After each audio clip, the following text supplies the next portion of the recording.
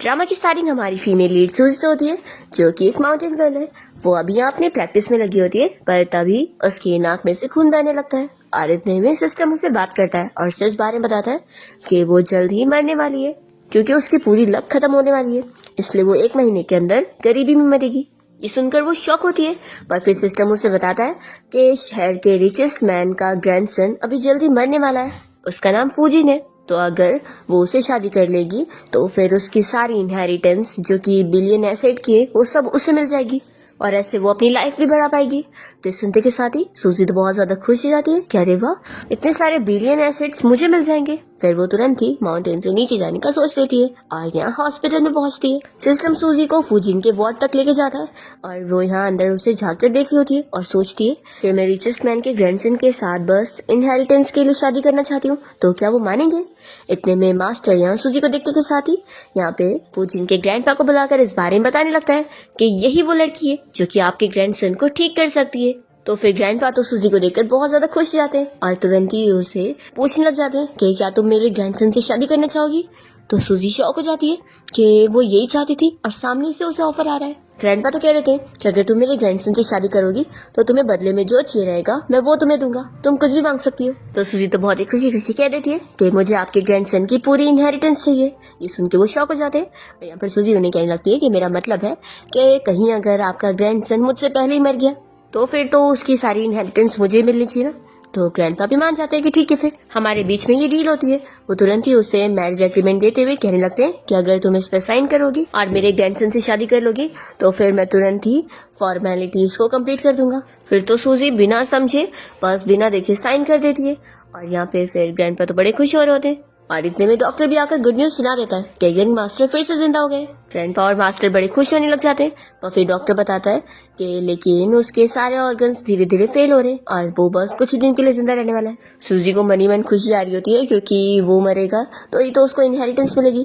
तब यहाँ ग्रैंडपा उसे मनाने लग जाते हैं कि अब तो तुम मेरे ग्रैंडसन फूजिन की वाइफ हो, तो चलो जल्दी से उसे देखने जाओ, आखिर तुम उसकी लकी वाइफ हो, तुम्हारी वजह से वो ठीक हो पाएगा। तो फिर सूजी अंदर फूजिन को देखने के लिए आ जाती है, क्योंकि कोई और नहीं हमारा मेल लीड है। यहाँ पर वो उसे देखकर सोच रही होती है कि मैंने एक्सपेक्ट नहीं करी थी कि ये इतना हैंडसम होगा, लेकिन बस इसके लिए अनलकी ये बात है कि ये जल्दी मरने वाला है। इतने में सिस्टम यहाँ फूजिन से भी बात करने लगता है और उसे कहने लगता है कि अब उसे जाग जाना चाहिए, क्योंकि उसे अपना पहला मिशन मिल रहा है कि उसे अपनी वाइफ के साथ फिजिकल कांटेक्ट करना है, तो ही फिर वो जिंदा रह पाएगा। तो फूजिन फिर मन में उससे बात कर रहा होता है कि आखिर मेरे पास वाइफ का है और तुम कौन हो। तो फिर सिस्टम उसे अपने बारे में बताता है और कहता है कि जब उसका कार एक्सीडेंट हुआ था तभी उसकी लाइफ सिस्टम से जुड़ गई थी और अब उसे अपने आप को बचाने के लिए टास्क कंप्लीट करने होंगे। और उसका पहला टास्क यही है कि उसे अपनी इस न्यू वाइफ के साथ कांटेक्ट बनाने, नहीं तो फिर वो इमीडिएटली मर जाएगा अगर वो टास्क नहीं कंप्लीट करेगा। तो फूजिन को यकीन नहीं आ रहा होता है कि ये क्या चल रहा है।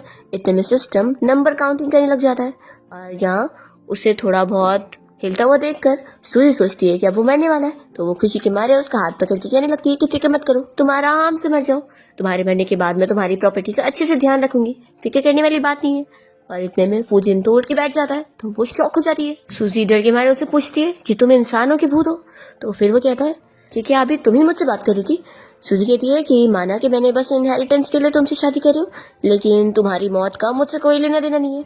तब यहाँ ग्रैंडपा भी आ जाते हैं और फूजिन को ठीक देखकर वो बहुत ही खुश होते हैं कि फाइनली तुम्हें होश आ गया, तुम्हें पता है तुम कितने दिनों से कोमा में पड़े हुए थे। तो फूजिन कहता है कि सॉरी ग्रैंडपा, मेरी वजह से आप इतने ज्यादा परेशान हुए।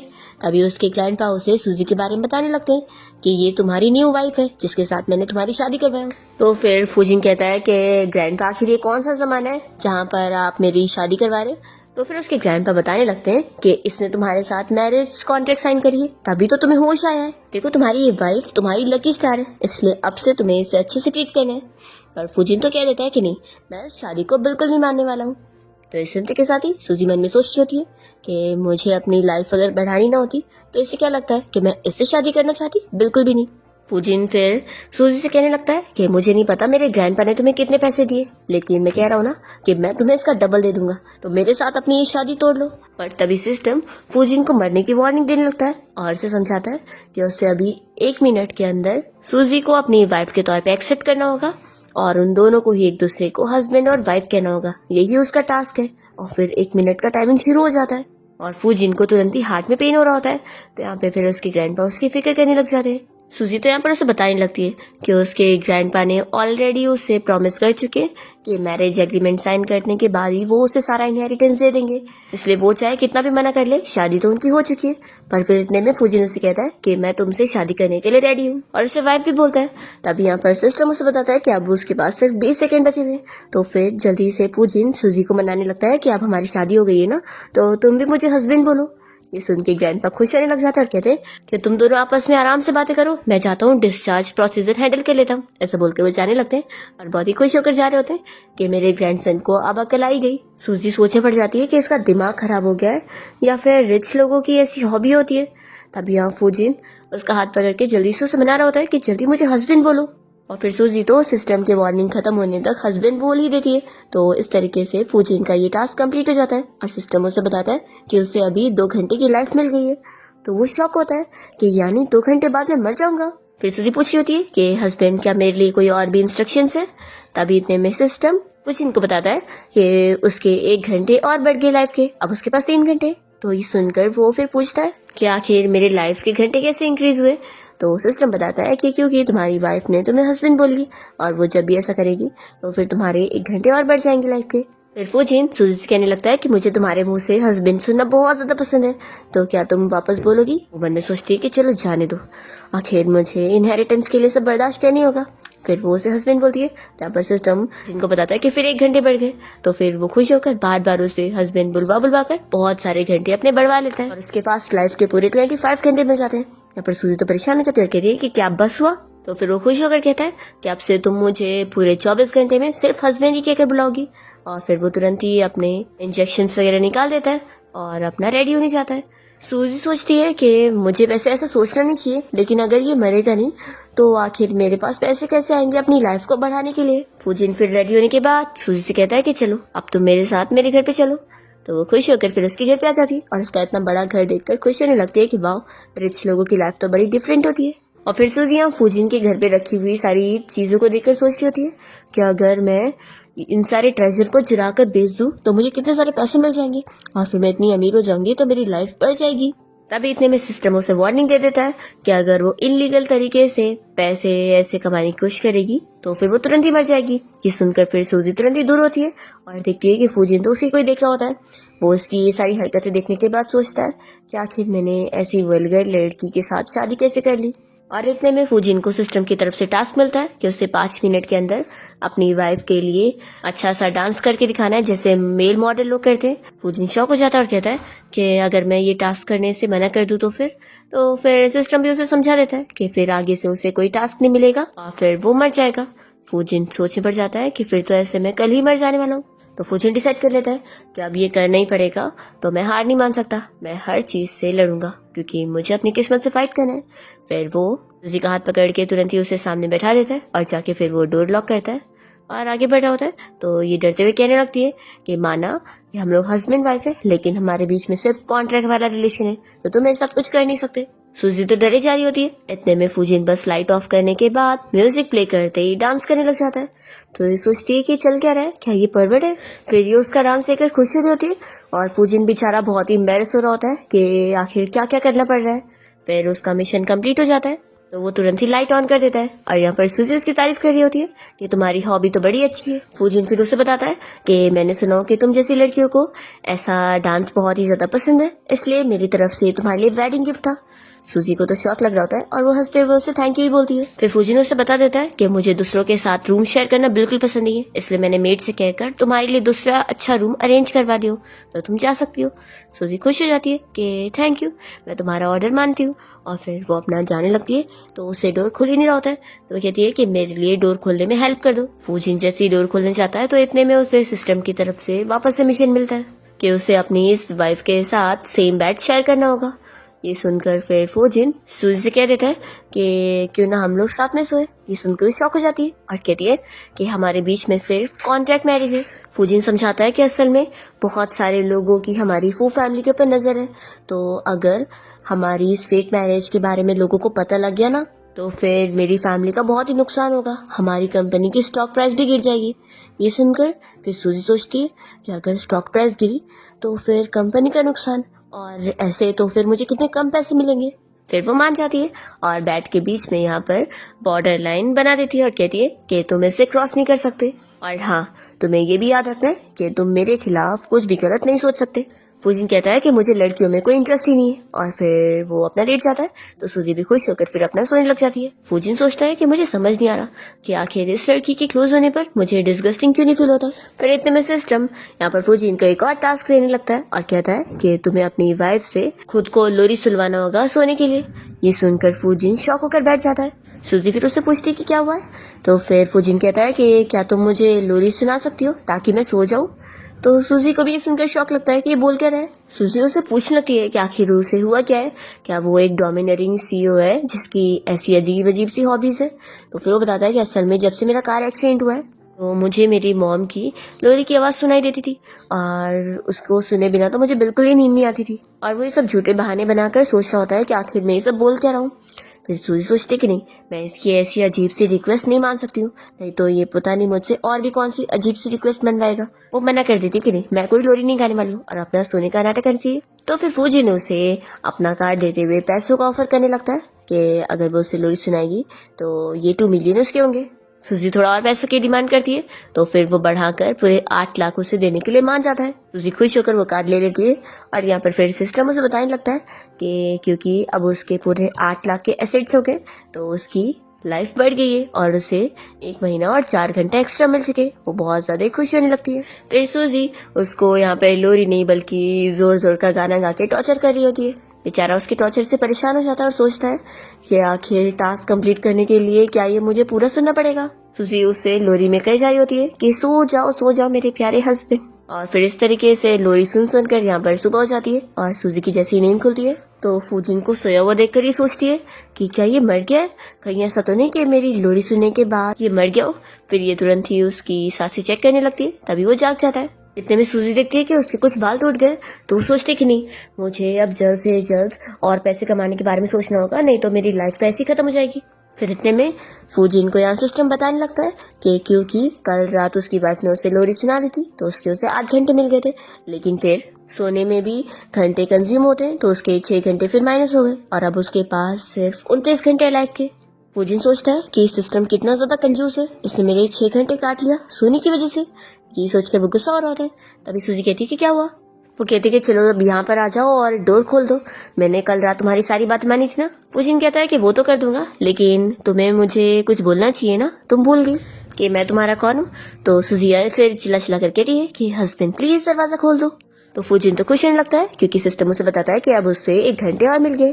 पर इतने में वो उसे टास्क भी दे देता है कि उससे अब 30 सेकेंड के अंदर किसका टास्क कंप्लीट करना होगा, नहीं तो फिर वो इमीडिएटली मर जाएगा। फिर यहाँ पर नंबर काउंटिंग भी शुरू हो जाता है। तो फूजिन फिर सूजी से कहता है कि अब देखो हम लोग हस्बैंड वाइफ बन गए ना, तो हमें लोगों को शो करने के लिए किस भी करना चाहिए। तो कहती है कि आखिर हम किसे शो करने वाले, यहाँ पर कोई भी नहीं है। तो फिर फूजिन उसे सॉरी बोलते हुए उसे किस करने के लिए आ रहा होता है, तभी सूजी तो उसे पंच मार देती है और वो नीचे गिरते के साथ ही बेहोश हो जाता है। ये सोच रही होती है कि ये तो पूरा परवट है। वो सोचने पड़ जाती है कि क्या ये अब मर चुका है, फिर अगर ये मर जाएगा तो मुझे तो इसकी पूरी प्रॉपर्टी मिल जाएगी, लेकिन मैं इसे ऐसे थोड़ी ना मारना चाहती हूँ।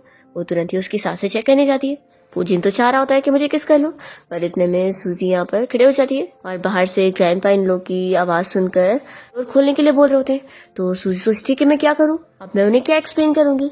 तभी इतने में यहाँ पर मेड की वजह से डोर लॉक खुल जाता है और डोर खुलते ही सूजी को धक्का लगता है और वो फूजिन के ऊपर आके गिरती है, और फिर ये एक्सीडेंटली इन लोग की किस हो जाती है, जिसकी वजह से फूजिन को होश आ जाता है और सिस्टम उसे बताता है कि उसका टास्क कंप्लीट हुआ और लाइफ टाइम इंक्रीज होते हुए अब उसे पूरे 39 घंटे मिल जाते हैं। ग्रैंडपा तो अंदर आते ही इन दोनों को ऐसे देखकर बड़े खुश हो जाते हैं और इन लोग को कंटिन्यू करने का बोलकर बहुत ही खुशी खुशी जाने लगते हैं।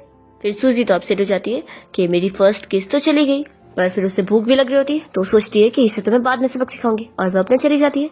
तो फूजिन सोचता है कि लगता है वो शर्मा गई। वो ये चीज खुश होता है कि मेरे बेहोश होने पर उसने मुझसे पैसे की डिमांड नहीं करी बल्कि मुझे किस कर दी। इसका मतलब है कि वो इतनी भी ज्यादा पैसों की लालची लड़की नहीं है बल्कि बहुत ही अच्छी भी है। फिर जैसे ही सूजी नीचे आती है तो यहाँ पे ग्रैंडपा के साथ बहुत सारी मेट्स उसका गुड मॉर्निंग करके वेलकम कर रही होती है। सूजी शॉक हो जाती है। यहाँ पे ग्रैंडपा उसे बताने लगते हैं कि ये सारा गिफ्ट उसके लिए। तो फिर तो वो इतने सारे महंगे महंगे गिफ्ट देखकर बहुत ही ज़्यादा खुश हो जाती है और सोचती है कि इन सब से तो मेरी लाइफ अच्छी खासी बढ़ जाएगी। तब यहाँ पर फूजिन ये सब देखने के बाद फिर से सोचने लगता है कि ये तो पैसों की लालची लड़की निकली, लेकिन अच्छी बात है कि इसे पैसे पसंद है। अब फ्यूचर में मुझे जो भी टास्क कंप्लीट करना होगा मैं इसे पैसों का लालच देकर ही अपने टास्क कंप्लीट करवा सकता हूँ। सूजी ग्रैंडपा को समझाने लगती है कि अगली बार से आपको मुझे गिफ्ट देने के लिए इतनी सारी मेहनत करने की जरूरत नहीं है, आप मुझे डायरेक्टली पैसे ही दे देना। फूजिन कहता है कि तुम मेरी वाइफ हो और अगर तुम पैसों की ऐसी लालची रहोगी तो फिर आखिर मेरी इज्जत का क्या होगा। सूजी कहती है कि अगर तुम्हें इज्जत की इतनी पड़ी है तो तुमने मुझसे शादी क्यों करी। ग्रैंडपा तो बड़े खुश हो जाते हैं और फूजिन से कहने लगते हैं कि अब तुम्हें कंट्रोल करने वाली आ गई है। और फिर वो सारे मेड्स को ऑर्डर दे देते हैं कि सूजी के सारे गिफ्ट को उसके रूम तक पहुंचा दो। तो वो कहती है कि रहने दो, आप लोगों को कहने की जरूरत नहीं है। और वो सभी से जाकर खुद ही ले लेती है और कहती है कि मेरे गिफ्ट को मैं खुद ही कैरी करके लेके चली जाऊंगी। तो ग्रैंडपा और खुशी के बारे हंस रहे होते हैं और सूजी सोचती है कि आखिर ये सब मेरी लाइफ है और मुझे इन्हें संभाल के रखना है। फिर दोनों ही ग्रैंडपा के साथ खाना खाने बैठते हैं और ग्रैंडपा सूजी से कहने लगते हैं कि जब से तुम इस घर में आई हो तब से मेरा ये ग्रैंडसन बिल्कुल एक नॉर्मल पर्सन की तरह बन गया है। तो सूजी हंसती है और वो स्लो से कहती है कि नॉर्मल पर्सन, मुझे तो ये बहुत ही बड़ा पागल लगता है। तो ये सब सुनने के बाद फूजिन को गुस्सा आ रही होती है, पर वो मन में सोचता है कि जाने दो, मुझे कंट्रोल करना पड़ेगा, आखिर मुझे अपनी लाइफ गेन करने के लिए पागल भी बनना ही पड़ेगा। फिर यहाँ घर पे फूजिन के अंकल और उसका कजिन आए होते हैं उसके मरने पे रोने धोने का नाटक करने के लिए। पर वो यहाँ फूजिन को ठीक ठाक देखकर शॉक हो जाते हैं और आपस में बातें करने लगते हैं कि ये क्या, ये तो मर गया होना चाहिए था ना, तो ये जिंदा कैसे। डॉक्टर ने तो बताया था कि ये मरने वाला है, तो डॉक्टर की रिपोर्ट गलत कैसे हो सकती है। सूजी सोचती है कि यानी इकलौती मैं नहीं हूँ जो चाहती है कि फूजिन मर जाए, ये लोग भी है। लेकिन ये जानने के बाद तो मुझे फूजिन के लिए और बुरा लग रहा है। फूजिन अपने अंकल से पूछता है कि अच्छा तो आप चाहते हैं कि मैं मर जाऊँ। तो फिर उसके अंकल तुरंत ही बहाना करते हैं कि तुम ये क्या बोल रहे हो, तुम्हें पता है तुम जब से बीमार हुए हो मैं तुम्हारे लिए प्रेयर कर रहा था कि तुम जल्दी से ठीक हो जाओ। फूजिन का कजिन भी यहाँ पर बताने लगता है कि डॉक्टर ने बताया था कि इस फूजिन की तबीयत इतनी ज्यादा खराब है कि वो आज के दिन तक तो मर जाएगा, इसलिए मेरे डैड ग्रैंडपा की फिक्र करते हुए उनकी हेल्प करने आए थे कि वो इतने ज्यादा दुखी होंगे तो फिनरल में हेल्प कौन करेगा।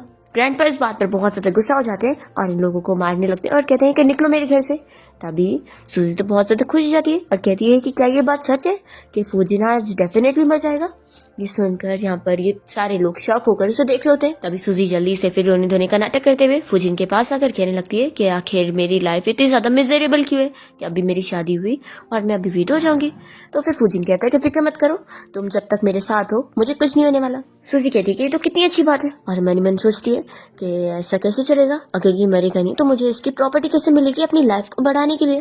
ग्रैंडपा तो अभी भी फूजिन के अंकल और उसके कजिन पर गुस्सा हो रहे होते। तभी फूजिन अपने अंकल से पूछता है कि आप क्लियरली बताओ ना कि आप यहाँ पर आए क्यों। तो फिर अंकल और उसका ये बेटा दोनों यहाँ पर बता देते हैं कि असल में उन्हें कंपनी चाहिए और क्योंकि वो कंपनी का मेजर शेयर होल्डर है तो फिर उसके जाने के बाद कंपनी में तो प्रॉब्लम आएगी ना, स्टॉक प्राइस गिर जाएगा। इसलिए यहाँ पर फूजिन के अंकल तो ग्रैंडपा को समझाने लगते हैं कि डैड इसलिए मैं कह रहा हूँ कि आप मुझे इस सबसे ज्यादा शेयर्स दे दो ताकि फिर मैं कंपनी संभालूं और कंपनी के सारे शेयर्स किसी आउटसाइडर के हाथ में ना जाए। और उनका मतलब होता है यानी कि फूजिन की वाइफ इस सूजी के हाथ में। सूजी इस बात पर बहुत ज्यादा गुस्सा हो जाती है और फूजिन के सामने आकर इन लोग से लड़ने लगती है कि अगर तुम लोग फूजिन के शेयर्स लेने की कोशिश करोगे तो अच्छा नहीं होगा, वो मेरी चीज है, तुम लोग मेरी चीज में बंटवारा नहीं कर सकते।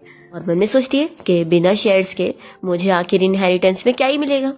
तभी ग्रैंडपा तो बहुत ज्यादा खुश हो जाते हैं और फूजिन से कहने लगते हैं कि देखो तुम्हारी वाइफ तो कितनी अच्छी है, तुम्हें प्रोटेक्ट कर रही है। फूजिन भी सोचने पर जाता है कि वैसे ये सच में मुझे प्रोटेक्ट करते हुए कितनी क्यूट लग रही है। तभी अंकल चिल्लाते हुए कहने लगते हैं कि तुम बस एक छोटी सी लड़की हो, हमारे बीच में मत आओ। तभी फूजिन तो अपने अंकल को दूर कर देता है और उन्हें समझा देता है कि मेरी वाइफ को बुली करने की सोचना भी मत। तो फिर उसके अंकल शॉक होते हैं कि आखिर इस लड़की ने तुम्हें ऐसा क्या कर दी है जो तुम इसकी इतनी साइड ले रहे हो, इससे प्रोटेक्ट कर रहे हो। तो फूजिन कह देता है कि ये मेरी वाइफ है, मेरी जिम्मेदारी है इसे प्रोटेक्ट करना।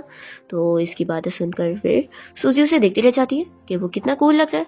वो सोचती कि नहीं, मैं ऐसी लव स्ट्रक थोड़ी ना हो सकती हूँ, मुझे तो बस इसके पैसे चाहिए। तो फिर अंकल यहाँ फूजिन को समझाने लगता है कि देखो तुम मरने वाले हो और फिर भी इसने तुमसे शादी करी, इसका मतलब है कि ये बस तुम्हारे पैसों के पीछे, ये कोई तुमसे प्यार नहीं करती।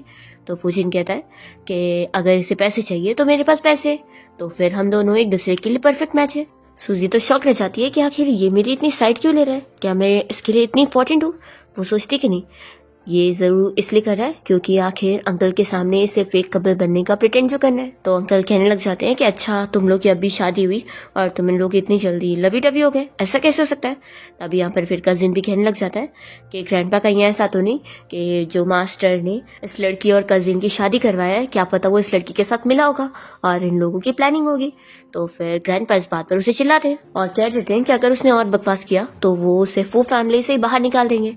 तभी अंकल कहने लग जाता है कि डैड अब तो मुझे और लगता है कि शेयर्स आपको मुझे दे ही देने चाहिए, क्योंकि अगर इस फूजिन को कुछ हो जाता है तो फिर इस आउटसाइडर लड़की को ही सारे शेयर्स मिल जाएंगे और मैं ऐसा नहीं होने दे सकता। तो ग्रैंडपा चिल्लाकर कह देते हैं कि सूजी अब फूजिन की वाइफ है तो वो ऑलरेडी इस फैमिली की मेंबर है, कोई आउटसाइडर नहीं। और यहाँ पर फिर फूजिन भी सूजी का हाथ पकड़ते हुए अपने इस अंकल को समझा देता है कि सूजी मेरी फैमिली है, ना कि आप। सूजी याद करने लग जाती है कि जब वो छोटी थी तो वो अपने डैड को मना रही थी कि वो उसे घर से बाहर न निकाले, क्योंकि उसकी मॉम ने उसे हमेशा बताई है कि फैमिली हमेशा साथ में रहते हैं। तो भी उसके डैड उसे घर से बाहर फेंक देते। ये सब याद करके सूजी तो शौक हो रही होती है कि इसे और मुझे मिले हुए सिर्फ एक ही दिन हुआ है और इतनी जल्दी इसने मुझे फैमिली भी मान लिया। तभी अंकल तो कह देते कि देख लेना ये ज़रूर यहाँ पर बस पैसे के लिए आई है और एक बार बस इसे पैसे मिल जाएंगे ना तो फिर ये दूसरे मैन को सपोर्ट करने के लिए चली जाएगी। इस बात पे ग्रैंडपा बहुत ज़्यादा गुस्सा होते हैं और डंडे लेकर इन दोनों को मारने के पीछे पड़ जाते हैं और ग्रैंडपा के डर से फिर वो दोनों घर छोड़कर यहाँ से भाग जाते हैं। तब यहाँ पर सूजी और फूजी नोटिस करते हैं कि दोनों ने हाथ पकड़े हुए, तो जल्दी से दोनों अपना हाथ छोड़ देते हैं। फूजी कुछ कहने जाता है तो सूजी कहती है कि कोई बात नहीं, मैं समझ गई, तुम अब तक जो भी बिहेव कर रहे थे वो इसलिए क्योंकि तुम डर रहे थे कि तुम्हारे अंकल तुम्हारा शेयर्स ले लेंगे। तो फूजिन फिर उसे कुछ भी एक्सप्लेन नहीं करता है और तभी यहाँ पे ग्रैंडपा तो इस बात पर गुस्सा हुए जा रहे होते हैं कि फूजिन के अंकल कितने ज़्यादा खराब है, वो चाह रहे हैं कि वो बस मर जाए। यहाँ पर सूजी ये सुनकर सोचती है कि अगर इन लोगों को भी ये पता लग गया कि मैं भी यही चाहती हूँ तो फिर मेरा क्या होगा। फिर वो जल्दी से जाकर जो ग्रैंडपा ने उसे ज्वेलरी सारे गिफ्ट करे थे उन्हें उठाने लग जाती है और कहती है कि ये बहुत कीमती है ना तो मैं इसे बैंक में रखने जा रही हूँ। फूजिन कहने लगता है कि इसकी कोई ज़रूरत नहीं है, मैं बैंक वाले को इधर बुला लेता हूँ। तो ये कहती कि नहीं मैं खुद चली जाऊँगी क्योंकि मुझे भी यहाँ की दुनिया देखनी है। वो जैसी बाहर जा रही होती है तभी ग्रैंडपा फूजिन को समझा रहे होते हैं कि तुम भी उसके साथ शॉपिंग करने जाओ या फिर उसे पैसे दो। तो फूजिन फिर सूजी को रोकता है और तुरंत ही उसके अकाउंट में 50 मिलियन ट्रांसफर करके कह देता है कि तुम्हें जो शॉपिंग करना है तुम कर सकती हो। तो वो तो इतने सारे पैसे सुनकर और खुश हो जाती है और उसे बाय बोलकर चली जाती है। यहाँ पर फूजिन तो बस सोच रहा होता है कि सच में इसे पैसों से कितने ज्यादा प्यार है, जैसे यही उसकी जिंदगी है। लेकिन आखिर वो ऐसे तो और भी ज्यादा क्यूट लग रही थी। दूसरी तरफ जैसे ही सूजी बाहर आती है तो सिस्टम उसे बताने लगता है कि उसे अच्छे खासे पैसे फिर से मिल गए और इससे उसकी 10 दिन की लाइफ और बढ़ गई है। सूजी सोचती है कि वैसे अब ये फूजिन मरेगा कब, लेकिन चलो जाने दो, अभी मेरे पास जो पैसे हैं उससे मैं 10 दिन तक तो जी सकती हूँ। वो खुश होकर यहाँ से जा रही होती है। तभी यहाँ कार में अंकल और कजिन बैठकर इनसे ही देख रहे होते हैं। फूजिन का कजिन यहाँ पर अपने डैड से कह रहा होता है कि डैड आखिर हम क्या करें, वैसे भी अगर वो फूजिन मर भी गया तो उसके सारे शेयर्स तो इसे ही मिल जाएंगे, तो क्यों ना हम इस लड़की का भी कार एक्सीडेंट करवा दें। तो अंकल कहते हैं कि वैसे भी एक मामूली सी लड़की है, ये हमारा क्या बिगाड़ लेगी। और रही बात फूजिन की तो हमने डॉक्टर से उसकी रिपोर्ट ऑलरेडी पता कर चुके कि वो जल्द ही मर जाएगा, उसकी कंडीशन ठीक थोड़ी ना है। बस एक बार हमें ये काम करना है कि उसकी मेडिकल कंडीशन के बारे में पब्लिक में सभी को बता देना है और फिर जब कंपनी पे असर पड़ेगा तो हम सारे शेयर होल्डर को मना लेंगे ताकि वो फूजिन को फोर्स करके सारे शेयर देने पर मजबूर करे। तो कजिन तो बड़ा खुश जाता है कि डैड आप तो कितने ज्यादा चालाक हो। तो फिर उसके डैड उसके सर पे मारते और कहते हैं कि तुम भी अगर फूजिन की तरह थोड़े से भी चालाक होते तो मुझे इतनी मेहनत न करनी पड़ती। चलो अब। दूसरी ओर फूजिन को उसके असिस्टेंट की कॉल आती है जिसके बाद उसे पता लग जाता है कि उसके कार एक्सीडेंट के पीछे किसी और का नहीं बल्कि उसके अंकल का ही हाथ था। फिर यहाँ पर तो वो सोच लेता है कि उसके अंकल फिर तो ऐसे नहीं बैठेंगे, अगर उन्हें शेयर्स नहीं मिलेगा तो वो कुछ ना कुछ जरूर करेंगे। तभी ग्रैंडपा आते हैं और फूजिन से कहने लगते हैं कि तुम्हें सूजी के साथ शॉपिंग करने जाना चाहिए था, देखो अभी भी टाइम है, जल्दी से उसके साथ शॉपिंग करने जाओ। तो फूजिन तो मना करने लगता है कि मुझे शॉपिंग वगैरह बिल्कुल पसंद नहीं है, मैं नहीं जाऊँगा।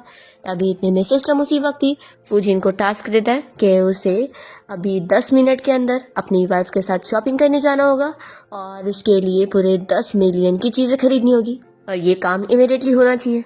तो फिर फूजिन अपने ग्रैंडपा से मान जाता है कि ठीक है मैं उसके साथ शॉपिंग करने जा रहा हूँ और वो तुरंत ही निकलता है। तो ग्रैंडपा तो बहुत ज़्यादा हैप्पी हो जाते हैं।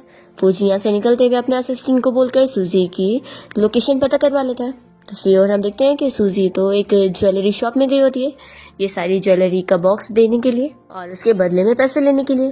तो यहाँ पर फिर वो स्टाफ टोटलिंग करती है और उसे बताती है कि इन सारी ज्वेलरी का प्राइस पूरा 10 मिलियन होगा। तो सूजी सुनकर बहुत ही खुश हो जाती है कि ये तो अच्छे खासे पैसे हैं। फिर वो पैसे उसके अकाउंट में मिल जाते हैं और सूजी खुश होकर जा रही होती है कि अब इतने पैसों से वो आधे साल तक जी सकती है। यही सोचकर वो चेक को खुशी खुशी लेकर जा रही होती है। इतने में इसे यहाँ फूजिन मिल जाता है। वो सोचती है कि अब उसे एक्सप्लेन करना पड़ेगा, पर तभी वो उसे पकड़ के यहाँ एक कपड़ों की स्टोर में लेकर आता है और सारे के सारे कपड़े स्टोर के ऑर्डर कर देता है कि वो सब पैक कर दो, मुझे अपनी वाइफ को देने हैं। सूजी पूछती है कि क्या तुम पागल हो गए हो? तो फुजिन तो बस यहाँ पर ऑर्डर दिए जा रहा होता है कि जल्दी जल्दी करो। फिर यहाँ पर सारे स्टाफ उन कपड़ों को पैकिंग कर रहे होते हैं और फुजिन बता देता है कि असल में ग्रैंडपा ने मुझे भेजे तुम्हारे साथ शॉपिंग करने को। तो कहती है कि लेकिन आखिर तुम सारा का सारा स्टोर खाली क्यों करवा रहे हो? तो वो कहता है कि आखिर तुम मेरी फैमिली हो, मेरी वाइफ हो, तो आखिर मैं तुम्हें एम्बेरस होने कैसे दे सकता हूँ? मैं तुम्हें कोई चीज़ की कमी नहीं होने दूंगा। वो सोच में पड़ जाती है कि ये मुझे फैमिली मानता है और मैं सोचते रहती हूँ कि ये मर जाए, तो क्या मैं इतनी ज़्यादा बुरी हूँ? अगर ये हार्टलेस होता तो ज़्यादा अच्छा होता, फिर मुझे गिल्टी नहीं फील होता। फिर यहाँ पर स्टाफ सारा कपड़ा पैकिंग करने के बाद यहाँ पर फुजिन को टोटलिंग करके बता देते हैं कि सभी का प्राइस 99 मिलियन है। तो फिर ये सुनकर वो कहता है कि आखिर इतना कम कैसे? देखो एक काम करो, प्राइस बढ़ा दो और 10 मिलियन कर दो। सूजी सुनकर शॉक हो रही होती है और सोचती है कि क्या अमीर लोग इस तरीके से शॉपिंग करते हैं कि इन्हें जो अमाउंट खर्च करना है वो पूरा खर्च करके ही देंगे। तभी इतने में स्टाफ बताते हैं कि एक स्कार्फ तो रह ही गया था। तो फिर वो लोग जब उसको मिला देते हैं तो पूरा प्राइस 10 मिलियन हो जाता है। तो सिस्टम फिर तुरंत ही उसे बताता है कि उसने टाइम पर अपना टास्क कंप्लीट कर लिया। फुजिन ऑर्डर कर देता है कि ये सारी चीजें मेरे घर तक पहुंच जानी चाहिए और फिर वो सूजी को चलने बोल रहा होता है। तभी इतने में सूजी तो यहाँ स्टाफ से बातें करती है कि एक्चुअल में ना मुझे ये सारी ड्रेसेस नहीं चाहिए, आप इसके बदले में मुझे सारे पैसे रिफंड कर देना। तो फिर स्टाफ कहती है कि ठीक है वो तो हो जाएगा, लेकिन उसके लिए 1 हफ्ता लगेगा और वो पैसा मिस्टर फुजिन के अकाउंट में जाएगा। सूजी फिर सोचती है कि नहीं एक काम करो, मुझे कुछ भी रिफंड नहीं करना है, मैं ये सब ले लूंगी। और फिर वो जल्दी से यहाँ फुजिन के पास आ जाती है और सोच में पड़ जाती है कि मुझे तो इसे देखकर लगता ही नहीं है कि इसकी तबीयत भी खराब है, तो कहीं ऐसा तो नहीं कि सिस्टम से गलती हुई होगी, ये थोड़ी ना मरने वाला लगता है। वो उसे पूछने लग जाती है कि क्या तुम्हें कहीं पर दर्द हो रहा है? फुजिन पूछता है कि तुम्हें मेरी फिक्र हो रही है? तो सूजी कहती है कि मैं तुम्हारी वाइफ हूँ, तो ऑफ कोर्स मुझे तुम्हारी फिक्र हो रही है। तो कहता है कि अब तुम इतनी क्या कर रही हो, तो मैं बता दूं कि मेरे अंदर अभी बिल्कुल एनर्जी नहीं है, तो तुम मेरा हाथ पकड़ लो। तो सूजी तो खुशी खुशी पकड़ लेती है और इतने में फुजिन को यहाँ सिस्टम टास्क देने लगता है कि उसे अभी इसी वक्त अपनी वाइफ को उठा के स्क्वेट्स करने हैं और ये तुरंत करना होगा। फुजिन सोचता है कि सच में ये सिस्टम हमेशा मेरे खिलाफ ही जाता है। फिर वो तुरंत ही सूजी को उठाकर स्क्वेट्स करने लगता है। तो वो तो शॉक रह जाती है कि ये चल क्या रहा है। वो पूछती है कि तुम तो कह रहे थे कि तुम्हारे अंदर एनर्जी नहीं है। तो फिर वो बताता है कि असल में अभी मेरे अंकल का भेजा हुआ एक बंदा हम लोग की सीक्रेटली फोटोज ले रहा था, तो इसलिए मैंने ये सब नाटक किया ताकि उन्हें शक ना हो कि हमारे बीच में कुछ भी नहीं है। आखिर अंकल ये सब इसलिए कर रहे हैं ताकि वो मेरे से सारे शेयर्स छीन सके। तो शेयर्स का नाम सुनकर सूजी तुरंत ही उसे सपोर्ट करने लग जाती है और कहती है कि फिर तो मैं भी तुम्हारे अंकल के साथ फाइट करने वाली हूँ। तभी इतने में फुजिन को यहाँ पर सिस्टम बताने लगता है कि अभी इसी वक्त ही उसे सूजी के साथ हॉरर मूवी देखने जाना होगा।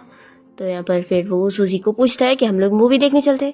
तो सूजी तुरंत ही मना कर देती कि नहीं मुझे तो नींद आ रही है, हम लोग घर चलते। तो फिर फुजिन बेचारा बनने का नाटक करते हुए कहने लगता है कि बचपन से ही किसी ने भी आज तक मेरा इतना साथ नहीं दिया और हमेशा से ही मैं अकेला हूँ। तो सूजी फिर उसके ऊपर तरस खा के उसके साथ मूवी देखने के लिए मान जाती है। जब दोनों यहाँ मूवी थिएटर में इस हॉरर मूवी को देख रहे होते हैं तो फुजिन तो बहुत ज्यादा डर रहा होता है और सूजी तो बिल्कुल ही नहीं डर रही होती है और वो तो मजे में पॉपकॉर्न एंजॉय कर रही होती है और यहाँ फुजिन डर डर कर उसे बस पकड़ रहा होता है। और वो सूजी से पूछता है कि आखिर तुम्हें क्यों नहीं डर लग रहा है? तो सूजी कहती है कि क्योंकि ये मूवी के भूत तो पूरे नकली है और ऊपर से मैं तो माउंटेन में रही हूँ, वहां पर रात में कितनी सारी जानवर की आवाज आती थी, तो तब मैं वहां नहीं डरी, तो इससे क्या डरूंगी। तो फिर वो कहता है कि तुम माउंटेन पे रहने क्यों गई? तो सूजी बताती है कि मेरी मॉम के गुजरने के बाद मेरे डैड को लगा कि मैं उनके लिए बहुत ही अनलकी हूँ, इसलिए 8 साल की उम्र में उन्होंने मुझे माउंटेन पर भेज दिया। ये सुनने के बाद फुजिन को बहुत ही बुरा लगता है कि आखिर तुम्हारे डैड कितने ज्यादा हार्टलेस थे, वैसे तुमने वहाँ पे सरवाइव कैसे करी। तो कहती है कि वैसे भी वो पुरानी बातें हैं, कम से कम मेरे मास्टर और जो मेरे साथी थे वो लोग तो अच्छे थे ना, तो इसलिए मैं वहाँ पे रह ली। फुजिन उसे कंसोल करने लगता है कि अब तुम फिक्र मत करो, अब मैं तुम्हारे साथ हूँ और मैं तुम्हारी फैमिली हूँ और तुम तो मेरी लकी स्टार हो, तुम कोई अनलकी नहीं हो, तुम तो उल्टा बहुत ही अच्छी हो। सूजी अपने मन में सोचने लग जाती है कि मैं इसे बिल्कुल भी लाइक नहीं कर सकती क्योंकि फिर मैं इसे मरते हुए नहीं देख पाऊंगी। फिर वो कहती है कि तुम्हें मुझे कंफर्ट करने की जरूरत नहीं है, मैं बिल्कुल ठीक हूँ। फूजिन को फिर से सिस्टम की तरफ से टास्क मिलता है कि उसे सूजी के सामने बहुत ही फ्लटी फ्लटी लाइन सुनानी है और उसे शाये कर देना है। तो फिर यहाँ पर ये जल्दी से इंटरनेट पे सर्च करके उसे वो सब जब लाइन सुनाने लगता है तो सूजी शॉक हो रही होती है और पूछती है कि तुम पागल हो गए हो। तो यहाँ पर ये अलग अलग रोमांटिक लाइन उसे सुना रहा होता है। तो सूजी बहुत ही शाय हो जाती है और फिर फूजिन का टास्क कंप्लीट हो जाता है। इतने में फिर उसे असिस्टेंट की कॉल आती है और वो बता देता है कि असल में उसके अंकल उसके कंपनी आए हुए सारे शेयर होल्डर को उसके अगेंस्ट भड़काने के लिए। तो फिर ये इस बारे में सूजी को बताकर तुरंत ही निकलने जा रहा होता है। तो सूजी कहती है कि मैं भी तुम्हारे साथ चलूंगी। तो श्योर हम देखते हैं कि फूजिन के अंकल यहाँ कंपनी के मीटिंग में सभी शेयर होल्डर के सामने कह रहे होते हैं कि फूजिन की क्योंकि हेल्थ कंडीशन ठीक नहीं है और जल्द ही वो इस दुनिया में भी नहीं रहेगा, तो इसलिए उसकी जगह वो उसके शेयर्स लेकर कंपनी संभालने वाले और सारे शेयर होल्डर को वो सपोर्ट देने के लिए बोल रहे होते हैं। तो सभी शेयर होल्डर को तो शौक लगता है। इतने में यहाँ पर फूजिन पहुंच जाता है और वो कहता है कि मेरी हेल्थ बिल्कुल ठीक है, तो अंकल मेरे बारे में झूठ बोलना बंद करो। और वो अपनी जगह पे बैठ जाता है। तभी सारे शेयर होल्डर आपस में इस बारे में बात कर रहे होते हैं कि मिस्टर फूजिन तो कभी कोई लड़की में इंटरेस्टेड थे ही नहीं ना, तो उनके साथ ही कौन सी लड़की आई हुई है। तभी फूजिन सभी को सूजी से इंट्रोड्यूस करवाने लगता है कि ये मेरी वाइफ है सूजी और मैंने ऑलरेडी विल बना चुका हूँ कि अगर कभी मुझे कुछ होता है तो मेरी सारे के सारे शेयर्स सिर्फ और सिर्फ मेरी वाइफ को जाएंगे और किसी और को नहीं। सूजी सोचने पड़ जाती है कि ये सब ये सच बोल रहा है या फिर अपने अंकल को दिखाने के लिए झूठ बोल रहा है। तभी यहाँ पर फूजिन तो सारे शेयर होल्डर को अपनी रिपोर्ट बताने लगता है कि उसके अंकल डॉक्टर्स को बोलकर उसके बारे में झूठी रिपोर्ट बनाए हुए थे, जबकि उसकी कंडीशन बिल्कुल ठीक है। तो फिर इस बात पर शेयर होल्डर को बहुत गुस्सा आता है कि आखिर ये कैसा अंकल है जो कि अपने नीफ्यू को झूठा फंसा रहा था। इसलिए वो सभी तो इस अंकल का साथ देने के लिए मना कर देते हैं कि तुम तो बिल्कुल भी कंपनी संभालने लायक हो ही नहीं, हम सिर्फ मिस्टर फूजिन के साइड है। और वो लोग मीटिंग छोड़कर चले जाते हैं। फिर अंकल यहाँ पर फूजिन को गुस्से में चिल्लाकर कह रहा होता है कि मैंने तो कोई डॉक्टर को पैसे नहीं दिया हूँ और तुम्हारी जो ये रिपोर्ट थी जिसमें डॉक्टर ने बताया था कि तुम मरने वाले हो, ये असली थी, मैं कोई झूठ नहीं कह रहा हूँ। तो सूजी कहती है कि यानी मुझे इनहेरिटेंस जल्दी मिलने वाली है, लेकिन आखिर मुझे इसके लिए बुरा क्यों लग रहा है। फूजिन तभी सूजी से कहता है कि तुम फिक्र मत करो, मैं अभी बिल्कुल ठीक हूँ।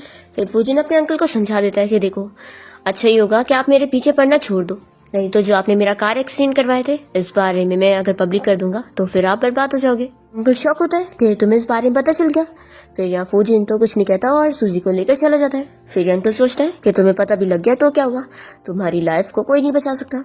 फिर फूजिन और सूजी जब कार से जा रहे होते हैं तो अंकल का भेजा हुआ बंदा इन लोग का एक्सीडेंट करवा देता है। पर यहाँ पर सूजी को चोट लगने से पहले फूजिन उसके सामने आ जाता है तो उसे बहुत ज्यादा चोट लग जाती है और सूजी तो बच जाती है। इतने में सिस्टम उसे बताने लगता है कि ये कार 1 मिनट के अंदर फट जाने वाली है, तो उसे जल्दी से भाग जाना चाहिए। तो सूजी जल्दी से कार से निकल के भाग दी होती है। पर इतने में उसे फूजिन का ख्याल आता है। ये ख्याल आता है कि उसने हर बारी उसका कितना ख्याल रखा है, उसे प्रोटेक्ट किया है। तो फिर वो 20 सेकंड बचे होने के बावजूद जल्दी से कार के अंदर आ जाती है और फूजिन को कैसे कैसे करके बाहर लेकर आती है और कहती है कि मैं तुम्हें कुछ नहीं होने दूंगी।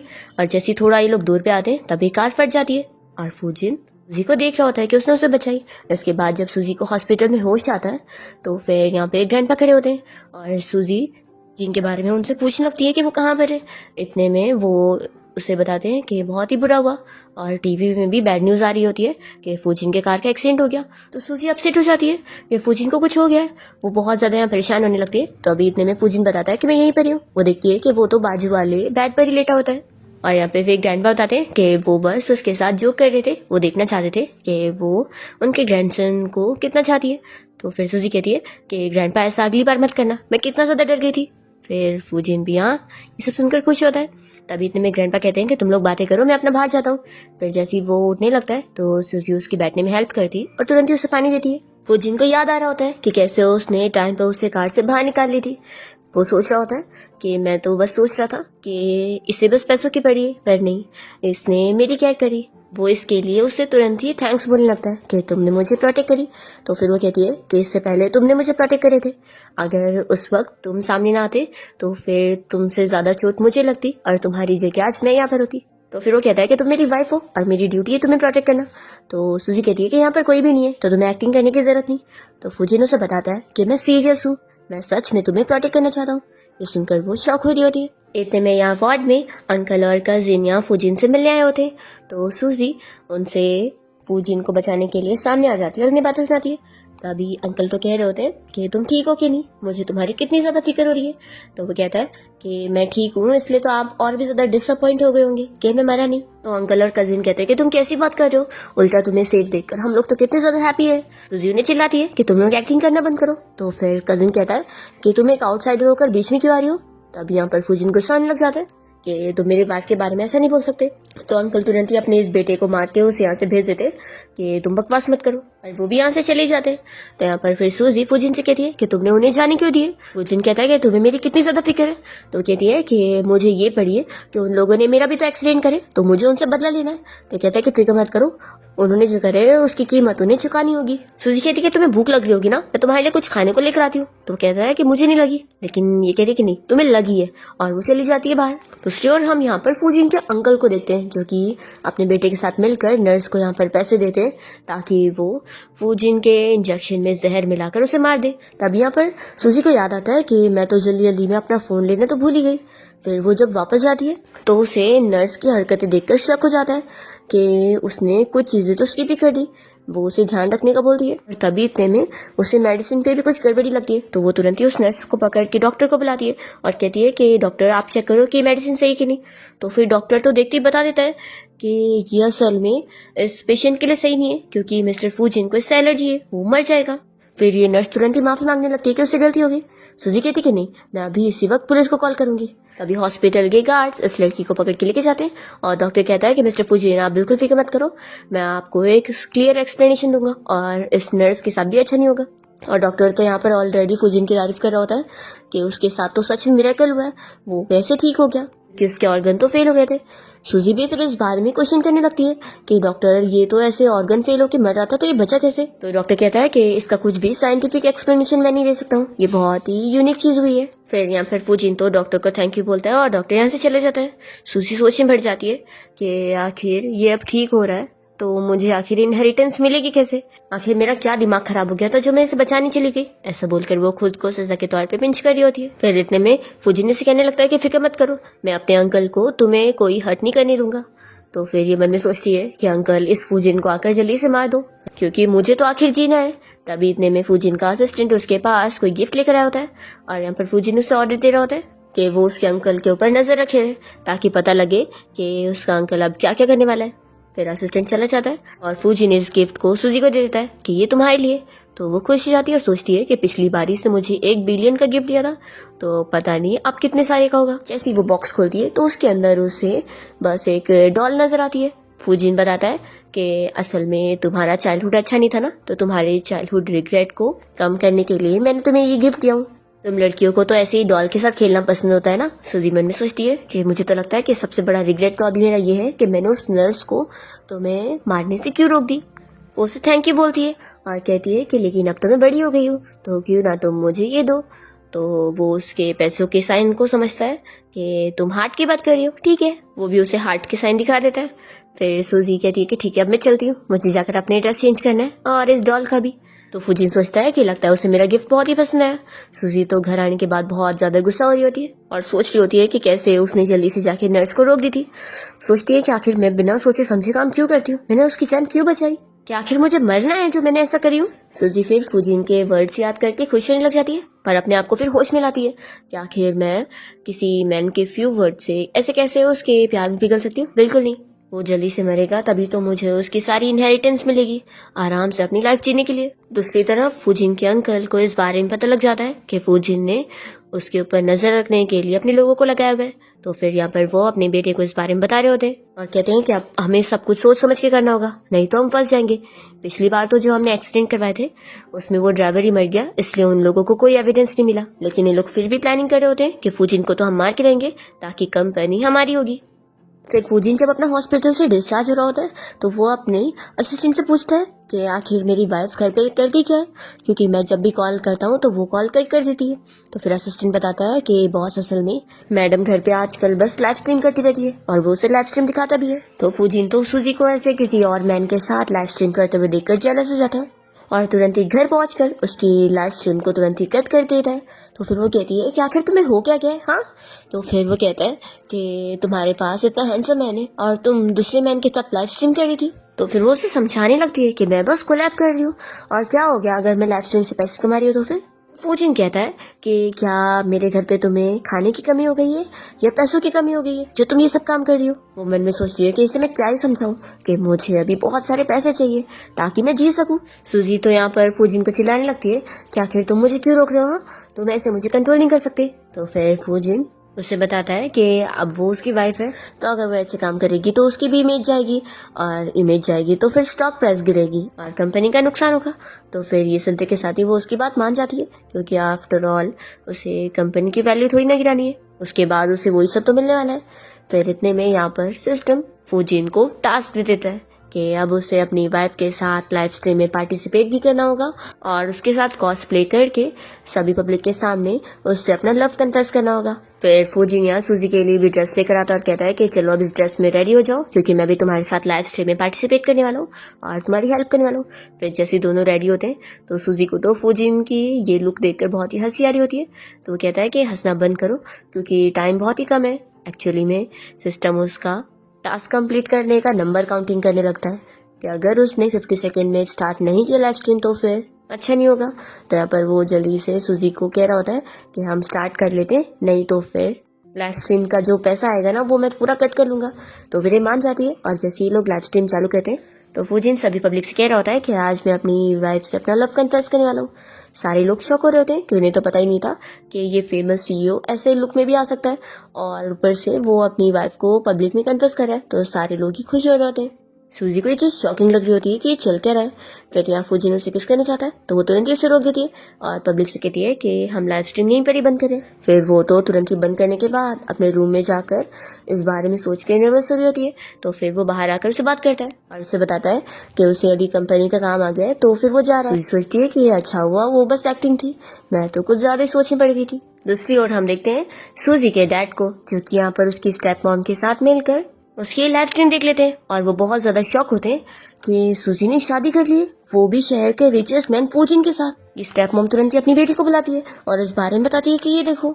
तो फिर सूजी की स्टेप सिस्टर को ये जानने के बाद बहुत ज्यादा बुरा लगता है कि उसने फूजिन से इसलिए शादी नहीं करी थी क्योंकि उसे लगा था कि वो जल्दी मरने वाला है, लेकिन अब तो वो इतना ठीक है और ऊपर से सूजी ने उसके साथ शादी कर ली तो इसलिए इसे बहुत जेलसी हो रही होती है और ये कहने लगती है कि मॉम डैड आप लोगों को उसकी शादी तुड़वा कर मेरी शादी उसके साथ करवानी होगी, मिस्टर फूजिन की शादी मेरे साथ होनी चाहिए ना कि उसके साथ।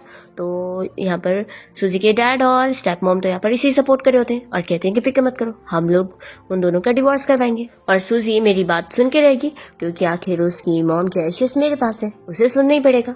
वो तुरंत ही यहाँ पर फिर सूजी को कॉल लगाते हैं और कॉल पर उसकी मॉम के नाम पर उसे धमकी देते हुए उसे घर आकर मिलने के लिए बोल देते।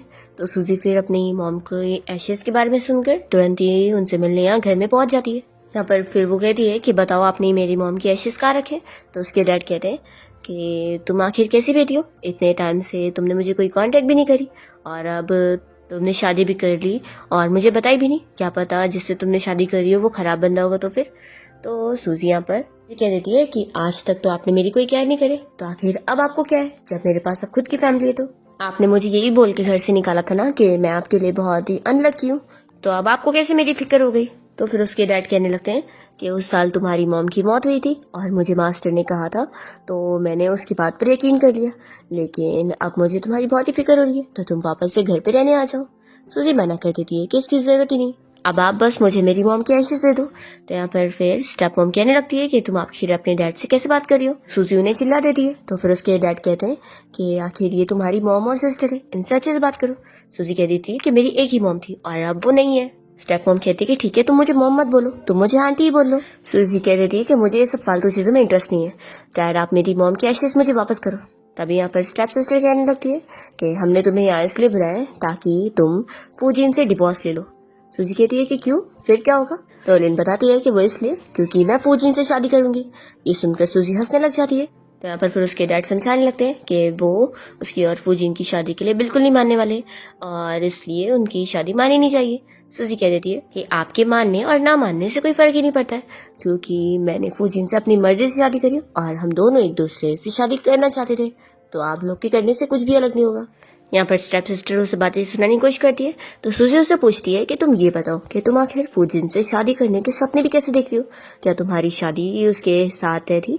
लिन बताती है कि नहीं, और फिर वो कुछ बताने जा रही होती है तो स्टेप मॉम जल्दी से उसका मुंह बंद कर लेती है और वो सूजी को चाकू दिखाकर उसको धमकी देने जा रही होती है। दूसरी तरफ हम देखते हैं फूजिन अपने ऑफिस में होता है, तभी उसका असिस्टेंट उसे इस बारे में बता देता है कि सूजी अपने घर गई हुई है। इतने में फूजिन को सिस्टम टास्क से देता है कि उसे सूजी को बचाने के लिए जाना होगा, तो फिर वो तुरंत ही निकलता है। यहाँ पर सूजी की स्टेप मॉम उसे धमकी दे रही होती है कि उसे डिवोर्स लेना ही पड़ेगा, नहीं तो वो उसे मार देंगी। सूजी अपनी ट्रिक से यहाँ पर चाकू से छीन लेती है और कहती है कि आपकी इतनी हिम्मत कि मुझे धमकी देंगी। वो यहाँ पर लिन को ही पकड़ लेती है और कहती है कि अब ये बचेगी नहीं। तो फिर उसके डैड कहने लगते हैं कि तुम अपनी सिस्टर के साथ ऐसा कैसे कर रही हो। तो सूजी कहती है कि कौन सा है मेरी सगी सिस्टर है तो स्टेप सिस्टर ना। तो फिर उसके डैड बताने लगते हैं कि आखिर वो भी तो उनकी बेटी है। तो सूजी कहती है कि अच्छा, तो आप मेरी मॉम को चीट कर रहे थे। फिर ये लोग डर के मारे उसे एशेस देने का बहाना करते हैं और कहते हैं कि अंदर रूम में चलो। सूजी जाने को करती है तो यहाँ पर उसके डैड उसके सर पे वास फोड़ने वाले होते हैं, पर वो जल्दी से साइड हो जाती है और वो नीचे गिर जाते हैं। वो बाकी दोनों को भी सबक सिखाती है और इन तीनों को ही साथ में नीचे गिरा देती है और कहती है कि उससे वो लोग इतनी इजीली पंगा नहीं ले सकते। इतने में यहाँ पर फूजिन अपने गार्ड्स और असिस्टेंट के साथ पहुंच जाता है सूजी को बचाने के लिए और शौक होता है कि सूजी तो ऑलरेडी सेफ है और उसने अकेले इन लोगों से फाइट कर चुकी है। वो सोचने पड़ जाता है कि जब इसने अकेले फाइट कर ली तो आखिर मुझे ऐसा टास्क क्यों मिला था। अब क्योंकि सूजी यहाँ सेफ होती है तो फूजिन का भी टास्क कंप्लीट हो जाता है। लिन तो फूजिन को बताने लगती है कि उन दोनों की मैरिज पहले से तय थी और ये बीच में आई है, इसलिए तुम इससे डिवोर्स दे दो और मुझे शादी करो। फूजिन कहता है कि तुम कौन हो आखिर, और क्या तुम पागल हो जो मैं अपनी वाइफ को डिवोर्स देके तुमसे शादी करूंगा। तभी सूजी के डैड उसकी मॉम के एशेस का बॉक्स लाकर फिर से उसे धमकी दे रहे होते। तो फूजिन यहाँ पर सूजी की मॉम के एशेस को बचा लेता है और उसे वो दिलवा देता है। वो तुरंत ही अपने गार्ड्स को ऑर्डर देता है कि इन सभी को लेकर पुलिस स्टेशन लेके जाओ ताकि इन्हें जेल होगी। तो सूजी तो खुश हो जाती है कि यहाँ पर फूजिन ने उसकी साइड दिया और फिर गार्ड्स इन लोगों को लेकर जाते हैं। और फिर सिस्टम तो फूजिन को बता रहा होता है कि उसकी लाइफ का टाइम और बढ़ चुका है, तो वो खुश होता है कि अच्छा हुआ उसका टास्क फेल नहीं हुआ। फिर यहाँ सूजी अपनी मॉम को याद करके रो रही होती है और फूजिन उसे कहने लगता है कि तुम फिक्र मत करो, मैं तुम्हारी मॉम के लिए एक अच्छी जगह का इंतजाम करवाता हूँ। फिर दोनों यहाँ पर सूजी की मॉम की ग्रेव पर आए होते हैं। सूजी यहाँ पर अपनी मॉम से बात कर रही होती है और उन्हें बता रही होती है कि अब वो एक अच्छी लाइफ जी रही है और बहुत ही खुश भी है। तभी यहाँ पर फूजिन भी उसकी मॉम से बात करते हुए कहने लगता है कि मदर इन लॉ, मैं आपकी बेटी का हस्बैंड हूँ और मैं उसका अच्छे से ख्याल रखने वाला हूँ। फिर यहाँ पर ये दोनों यहाँ से जाने के लिए निकलते हैं और साथ में कार में आके बैठते हैं। तो फूजिन सूजी को बता रहा होता है कि उसने उसकी फैमिली को सबक सिखाया है और अब उन्हें 5 से 7 साल की तो जेल होगी। सूजी यहाँ पर फिर उससे पूछती होती है कि आखिर तुम मेरी इतनी हेल्प क्यों करो। तो कहता है कि तुम मेरी वाइफ हो तो आखिर मैं तुम्हें बुली होते हुए कैसे देख सकता हूँ। सूजी कहती है कि चलो अच्छा जो भी हो, तुमने आखिर मेरी हेल्प करे तो उसके लिए मैं तुम्हें थैंक यू बोलना चाहती हूँ। फूजिन कह देता है कि सिर्फ थैंक यू से काम नहीं चलेगा, तुम्हें मुझे 24 टाइम्स हस्बैंड बोलना चाहिए। सूजी कहती है कि आखिर तुम मुझे हमेशा हस्बैंड क्यों बुलवाते हो, वो भी 24 टाइम्स। तो फिर वो कहता है कि शायद इसलिए क्योंकि मैंने सुना हूँ ऐसे किसी मैन का लक अच्छा हो जाता है। तो कहती है कि तुम्हें ऐसी चीजों पर बिलीव है। फूजिन कहता है कि पहले बिलीव नहीं था लेकिन तुमसे शादी करने के बाद बिलीव हो गया। सूजी कहती है कि ठीक है मैं बोलूंगी, लेकिन अभी के अभी मुझे 1 मिलियन चाहिए। तो फिर वो कहता है कि फिर से पैसे। तो सूजी तो कह देती है कि हम लोग डेटिंग थोड़ी ना कर रहे हैं जो मैं ऐसी बोलने वाली हूँ, तो चलो जल्दी बोलो नहीं तो फिर मैं पैसे और बढ़ा दूंगी। फिर फूजिन उसके अकाउंट में तुरंत ही पैसे ट्रांसफर कर देता है और पैसे मिलते ही फिर यहाँ सिस्टम सूजी को इस बारे में बताता है कि उसके 5 डेज और बढ़ गए लाइफ के। तो वो खुश हो जाती है और बहुत ही खुशी के मारे उसे 24 टाइम्स हस्बैंड करके बोल देती है। तो फिर यहाँ सिस्टम फूजिन को भी इस बारे में बताता है कि उसके भी बहुत सारे टाइम बढ़ चुका है। फूजिन तो सूजी को देखकर खुश हो रहा होता है कि उसके साथ रहने से वो कितना हैप्पी रहता है।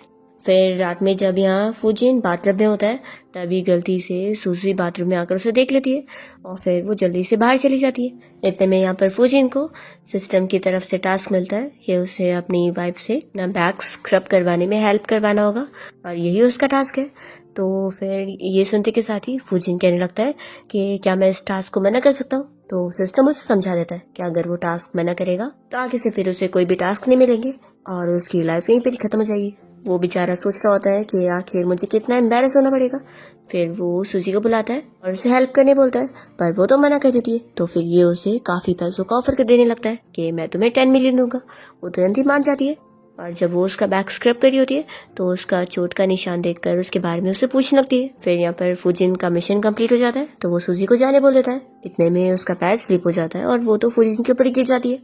पर फिर जल्दी से बाथरूम में से निकल कर यहाँ से भाग लेती है। और जब वो अकेले में खड़े होकर इसी बारे में सोच रही होती है तभी वो उसे टॉवेल से कवर करता है और कहता है कि तुम भीग गई हो ना, इसलिए तुम्हें कोल्ड हो जाएगा। सूजी कहती है कि मैं भी शावर लेने जा रही हूँ, और हाँ, जो तुमने मुझे पैसे देने का प्रॉमिस करे हो ना, वो पैसे याद से दे देना। ऐसा बोलकर वो जल्दी से भाग जाती है। फुजिन सोचता है कि सच में उसे पैसों से कितना ज्यादा प्यार है। वो तुरंत ही उसे 100 मिलियन ट्रांसफर कर देता है। यहाँ पर सूजी को जैसे ही 100 मिलियन का मैसेज आता है तो वो तो और भी ज्यादा खुश हो जाती है, क्योंकि सिस्टम उसे बताता है कि अब उसके 220 डेज बढ़ गए। वो इतनी हैप्पी होती है और उसकी खुशी की आवाज सुनकर ही सोचता है कि वो बस कुछ मिलियंस में इतनी पागल हो रही है, तो अगर मैं अपने सारे एसेट्स उसे दे दूंगा तो फिर तो वो मेरे लिए कितनी क्रेजी हो जाएगी। फिर इतने में फुजिन को असिस्टेंट की कॉल आती है और वो बताता है कि सूजी की जो स्टेप सिस्टर लिन थी वो असल में जेल से भाग गई है। फुजिन को सुनने के बाद शौक लगता है, क्योंकि फिर ऐसे तो वो सूजी के साथ कुछ भी कर सकती है। वो अपने असिस्टेंट को नजर रखने के लिए बोलता है और पता लगाने बोलता है कि आखिर वो कहाँ गई ये पता करो। हम देखते हैं कि लिन को असल में जेल से निकलवाने वाला कोई और नहीं बल्कि फुजिन का ये कजिन ब्रदर होता है, और उसने उसे पैसों का लालच देकर उसे काम दिया होता है कि उसे सूजी के साथ बदला लेना है। और इसलिए क्योंकि फुजिन के लिए सबसे ज्यादा इम्पोर्टेंट उसकी वाइफ है ना, तो वो उसे रास्ते से हटाना चाहता है। अब यहाँ पर लिन को तो सूजी से बदला लेना था, इसलिए ये तो इसी खुशी में ही मान जाती है। साथ में इसे पैसे भी मिल रहे होते हैं। वो लेकिन उसे ये भी समझा देता है कि अगर तुम कभी फंस जाओ तो मेरा नाम नहीं लेना है, ये याद रखना, नहीं तो फिर तुम्हारे मॉम डैड को भी मैं छोड़ूंगा नहीं। तो ये मान जाती है और सोच लेती है कि सूजी से बदला लेने के लिए तो वो कुछ भी कर सकती है। और यहाँ फुजिन का कजिन ब्रदर तो खुश हो रहा होता है कि बहुत अच्छी डेट मिल गई मुझे मेरा काम करने के लिए, ऐसे ये मेरा काम भी कर देगी और मैं फंसूंगा भी नहीं, ग्रैंडपा को इस बारे में पता भी नहीं चलेगा, तो फिर आखिर वो मुझे डांटेंगे कैसे, मैं कितना चालाक हूँ। फिर नेक्स्ट सीन में हम देखते हैं कि लिन यहाँ पर सूजी को बेहोश करके एक वेयर हाउस में बंद करके रखती है और वो यहाँ पर कुछ गुंडों को पैसे देकर उन्हें काम दे देती है कि उन लोगों को इस लड़की को सबक सिखाना है। फिर यहाँ पर इस बारे में जाने के बाद फुजिन का कजिन खुश हो जाता है और लिन से कहता है कि अब हम उस फुजिन को कांटेक्ट करेंगे और सूजी के लिए पैसे मांगेंगे।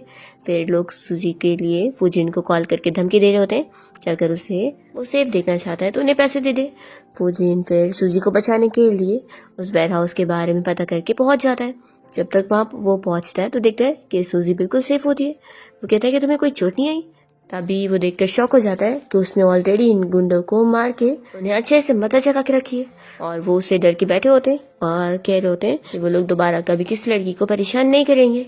और सूजी के डर से फिर ये सारे गुंडे यहाँ से भाग जाते हैं। तो यहाँ पर फिर सिस्टम फुजिन को इस बारे में बताता है कि उसका ये मिशन तो फेल हो गया क्योंकि वो इस मिशन में यूजलेस था, इसलिए अब उसके जो लाइफ के घंटे थे वो भी कुछ माइनस हो गए। फुजिन खुश होता है कि कम से कम सूजी सेफ तो है, पर इतने में यहाँ पर आग लग जाती है और सिस्टम फुजिन को फिर टास्क देता है कि 10 मिनट के अंदर उसे अपनी वाइफ को बचा के यहाँ से बाहर लेके जाना है। फिर दोनों यहाँ पर आग से बचने की कोशिश करते हैं और गेट तक पहुंच जाते हैं, जहाँ पर फुजिन फिर ताला तोड़ने की कोशिश कर रहा होता है, पर ताला टूट ही नहीं रहा होता है। सूजी भी यहाँ पर कुछ डंडा मारने की कोशिश करती है पर उससे भी नहीं होता। फुजिन कहता है कि रुको मैं कोई ट्रिक आजमाता हूँ। फिर वो ताला खोल लेता है और दरवाजा जैसे ही खुलता है तभी ऊपर से कुछ डंडा यहाँ पर सूजी के ऊपर गिरने वाला होता है, तो फुजिन फिर सामने आकर उसे बचा लेता है और उससे हाथ में चोट भी लग जाती है। ये लोग कैसे कैसे करके बाहर आते हैं पर फुजिन तो बेहोश हो चुका होता है। इतने में सिस्टम फुजिन को बता रहा होता है कि उसने ये टास्क कंप्लीट कर लिया है और उसके लाइफ के और घंटे बढ़ गए। तभी सूजी को ये बातें सुनाई दे जाती है और उसे अब पता लग जाता है कि सिस्टम अब तक फुजिन को टास्क देते आ रहा था, इसलिए वो उसकी जान बचा रहा था। तो ये शौक होती है कि इसने मुझे इसलिए बचाया क्योंकि इससे टास्क मिला था। वो सारी पुरानी चीजें भी याद कर रही होती है। फिर वो रोने भी लग जाती है कि मुझे लगा था कि तुम मेरे लिए सच में सिंसियर हो, पर तुम तो बस अपना टास्क पूरा करे थे। और फिर वो भी फुजिन के ऊपर ही बेहोश हो जाती है। नेक्स्ट सीन में हम देखते हैं कि फुजिन हॉस्पिटल में होता है और उसे अभी भी होश नहीं आया था। इतने में सिस्टम उसे टास्क देने लगता है कि 1 मिनट के अंदर उसे अपनी वाइफ को हक करना है, नहीं तो फिर वो मर जाएगा। तभी यहाँ पर फुजिन को होश आ जाता है और वो अपने ग्रैंडपा से सूजी के बारे में पूछने लगता है कि वो कहाँ पर है, और वो तुरंत ही उठ भी रहा होता है। तो ग्रैंडपा फिर उसे बता रहे होते हैं कि तुमने और सूजी ने दोनों ने ही इतना ज़्यादा अंदर स्मोक ले लिए थे जिसकी वजह से तुम लोग 3 दिन से अनकॉन्शियस थे। फूजिन अपने ग्रैंडपा से उसका वार्ड नंबर पूछता है और तुरंत ही उसे ढूंढते हुए पहुंच जाता है। जैसे ही उसे हक करता है तो यहाँ पर सिस्टम फिर उसे बताने लगता है कि उसका मिशन कंप्लीट हुआ और उसे वापस से एक और घंटे मिल गए लाइफ के। तब यहाँ पर सूजी कहने लगती है कि तुम्हारा टास्क कंप्लीट हो गया ना, अब दूर हो जाओ। तो फूजिन शॉक हो जाता है कि तुम ये क्या बोल रही हो। तो फिर सूजी बता देती है कि उस दिन जब उसने आग में से उसे बचाया था तभी से उसे उसकी सिस्टम की सारी आवाज़ें आ गई थी और उसे अब पता लग गया है कि उसकी लाइफ उसके हाथ में, तभी वो उसके लिए सब करता है क्योंकि उसे टास्क मिलते हैं। फूजिन फिर सूजी को बताने जा रहा होता है कि वो इसलिए उसे नहीं बचाता है, पर इतने में सूजी उसे हस्बैंड बोलती है। तो सिस्टम फिर फूजिन का एक और घंटा ऐड करता है लाइफ का। सूजी ये सुनकर समझ जाती है कि अच्छा, तो अब मुझे समझ आया कि तुम मुझे 24 टाइम हस्बैंड बोलने के लिए क्यों कहते थे। देखो एक काम करो ना, तुम मुझे अच्छे खासे पैसे दे दो, फिर मैं तुमने बहुत बार 100 बार बोल दिया करूंगी, तुम्हारा भी काम हो जाएगा। आखिर तुमने मिशन को कंप्लीट करने के लिए तो अपनी लाइफ को रिस्क पे डालकर मेरी जान भी बचाए होंगे। तो ये कहता है कि ऐसा मत बोलो, मैंने इस खराब सिस्टम की वजह से ऐसा नहीं करा हूँ। सूजी उसे रोक देती है और कहती है कि और एक्सप्लेन करने की जरूरत नहीं है, मुझे तुमसे इस बारे में कोई बात नहीं करनी। वो उसे अपना जेट दिखाते हुए बताती है कि असल में मेरे पास भी सिस्टम है और सिस्टम की तरफ से मुझे टास्क मिलता है कि मुझे बहुत सारे पैसे जमा करने, जिससे ही मैं अपनी लाइफ को और बढ़ा पाऊंगी। तो इसी वजह से ही मैंने तुमसे शादी करी थी, ताकि तुम्हारी सारी इनहेरिटेंस लेकर मैं अपनी लाइफ को बढ़ा सकूं। ये सुनकर फूजिन शॉक होता है और उसे कहने लगता है कि यानी तुम शुरू से यही चाहती थी कि मैं मर जाऊं। तो सूजी कहती है कि हाँ, मैं बस यही चाहती थी, तभी तो मुझे तुम्हारी सारी इनहेरिटेंस मिलेगी। फूजिन तो इस बात पर बहुत ज्यादा गुस्सा हो जाता है कि मुझे लगा था कि तुम अब तक मेरे लिए सिंसियर थी, पर तुम तो चाहती थी कि मैं मर जाऊं। सूजी कहती है कि तुम भी तो टास्क पूरा करने के लिए मेरे साथ ये सब कर रहे थे, तो हम दोनों तो सेम हुए ना। तो एक काम करते, क्यों ना हम दोनों साथ में मिल जाते और एक दूसरे की हेल्प करते। तुम मुझे पैसे दो और बदले में मैं भी तुम्हारी लाइफ इंक्रीज करने में हेल्प करूंगी। इस पर फूजिन कुछ नहीं कह रहा होता है। तो वो कहती है कि मैं तुम्हें रिमाइंडर दे दूं कि तुम्हारे पास 2 ही घंटे। फूजिन मान जाता है। तो फिर सूजी उसे बार बार हस्बैंड कहने लगती है और सिस्टम उसके सारे घंटे ऐड करने लगता है। पर 24 के बाद जितने और वो हस्बैंड बोलती है तो वो काउंट नहीं होता। तो पूछती है कैसा क्यों। तो फूजिन बताता है कि एक दिन में सिर्फ 24 ही चलते, तो अब तुम्हें नेक्स्ट डे बोलना होगा। तो कहती है कि ठीक है, फिर अब नेक्स्ट डे फिर कंटिन्यू करेंगे, तो तुम याद से आज के वाले पैसे मुझे ट्रांसफर कर देना। और फिर सूजी तो अपना लेट जाती है और फिर फूजिन भी गुस्से में जा रहा होता है। सूजी सोचती है कि आखिर अब तो मैं इजीली रोज पैसे कमा लूंगी, तो फिर आखिर मैं इतनी सेट क्यों हो रही हूँ। तभी वार्ड के बाहर फूजिन के ग्रैंडपा और असिस्टेंट खड़े होते हैं। जैसे ही फूजिन बाहर निकलता है तो फिर दोनों कहने लगते हैं कि हम लोगों ने कुछ भी नहीं सुने। फूजिन अपने असिस्टेंट को साथ चलने बोलता है और ग्रैंडपा तो इस बारे में सोच रहे होते हैं कि मैंने सही सोचा था, ये दोनों तो सच में एक दूसरे के लिए बने। असिस्टेंट फूजिन को इस बारे में बता देता है कि उन सारे गुंडों को हायर करने वाली कोई और नहीं बल्कि सूजी की स्टेप सिस्टर लिन है, लेकिन उसके बारे में कुछ भी पता नहीं चल रहा है कि वो कहाँ चली गई है। फूजिन फिर चिल्लाता है कि आखिर तुम लोग क्या काम कर रहे हो। तो फिर असिस्टेंट फिर अपना वापस से काम पे चला जाता है और यहाँ फूजिन सोच रहा होता है कि आखिर अचानक से सूजी को उसके सिस्टम की आवाज़ कैसे आ गई, ऐसे कैसे हो गया। और ये भी सोचता है कि बस वो लिन मेरे हाथ लग जाए, उसे तो मैं छोड़ने वाला नहीं हूँ। फिर हम देखते हैं कि लंच करने के टाइम पर ग्रैंडपा बीच में बैठे होते हैं और ये दोनों इतना दूर दूर बैठकर भी एक दूसरे को देख नहीं रहे होते। तो ग्रैंडपा कहते हैं कि आखिर ये चल क्या रहा है। एक तो इतने मुश्किलों से इतने बड़े एक्सीडेंट के बाद तुम लोग ठीक हुए हो और ऐसे बिहेव कर रहे हो, चुपचाप से साथ में बैठ के खाना खाओ। तो फिर सूजी मान जाती है और फूजिन के पास आके बैठ जाती है और फिर ग्रैंडपा समझाने लगते हैं कि ऐसे बिना बात करे क्या होगा, अगर तुम लोगों को एक दूसरे के बारे में कुछ जानना है तो फिर चाहे झगड़ा ही करके सही, लेकिन एक दूसरे से बात करो। सूजी फिर यहाँ बीमार होने का नाटक करती है और कहती है कि मैं जा रही हूँ अपने रूम में, और वो तुरंत ही चले जाती है। तो फिर ग्रैंडपा फूजिन से कहने लगते हैं कि तुम बैठे क्या हो, जाओ आखिर उसे मनाओ। लड़कियों को अच्छा लगता है कि जब उन्हें मनाया जाए। फूजिन कहता है कि मैं नहीं जाऊंगा, वो तो चाहती है कि मैं मर जाऊं और आप चाहते हैं कि मैं जाऊं उसका मुंह ठीक करने के लिए। तो फिर ग्रैंडपा कहते हैं कि सच में स्मार्ट लोग भी ना प्यार के टाइम पर आखिर इतने बड़े फूल ही क्यों बन जाते हैं। फिर ग्रैंडपा फूजिन को इस बारे में याद दिलाने लगते हैं कि याद करो जब तुम लोगों का एक्सीडेंट हुआ था तो कैसे उसने तुम्हारी जान बचाई थी। अगर वो चाहती कि तुम मर जाओ तो फिर थोड़ी ना तुम्हारी जान बचाती। उसे ये भी समझाते हैं कि शुरू में मान लो उसने सब कुछ मिशन को पूरा करने के लिए करी थी, लेकिन बाद में उसे सच में वो पसंद करने लगी, जैसा कि वो भी शुरू में बस मिशन के लिए सब कर रहा था, लेकिन बाद में उसे रियल में लाइक करने लग गया। तो फिर फूजिन को अपने ग्रैंडपा की बात समझ में आती है। ग्रैंडपा कहते हैं कि अब बैठे मत रहो, जाओ उसे मनाने के लिए। तो फिर फूजिन जल्दी से सूजी से इस बारे में बात करने आता है।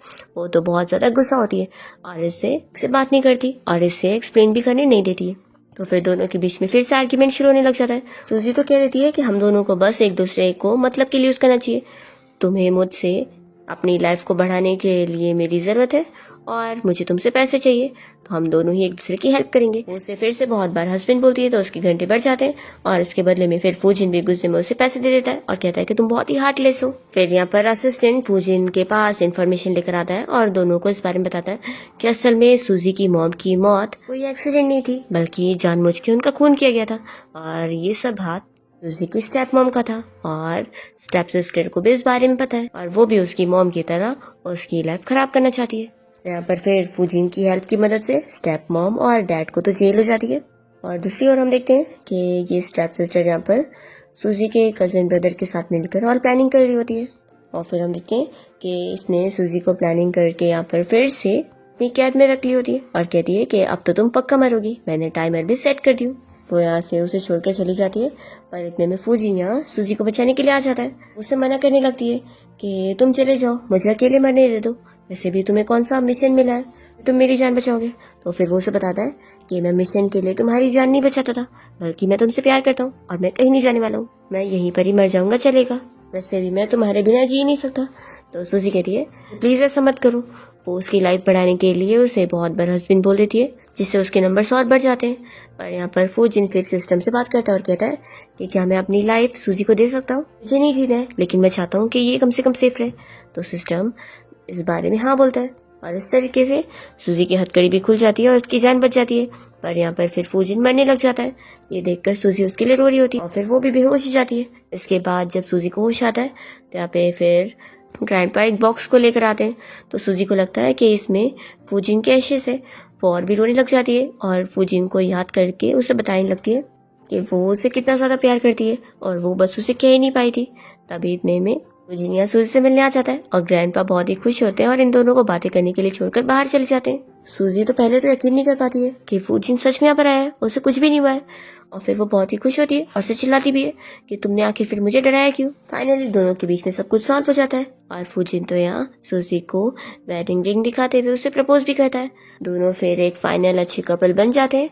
तो यहाँ पर फिर दोनों के सिस्टम इन दोनों को इस बारे में बताने लगते हैं कि असल में अब दोनों के टास्क कंप्लीट हो गए और असल में ये टास्क तो उन दोनों का खुद का था। उन दोनों को टास्क मिले थे कि अगर उन्हें साथ होना है तो फिर उन्हें एक लवर्स की जोड़ी को कंप्लीट करवाना होगा, वो भी इस तरीके से सच्चा प्यार कि वो दोनों एक दूसरे के लिए अपनी जान देने को भी रेडी हो जाए।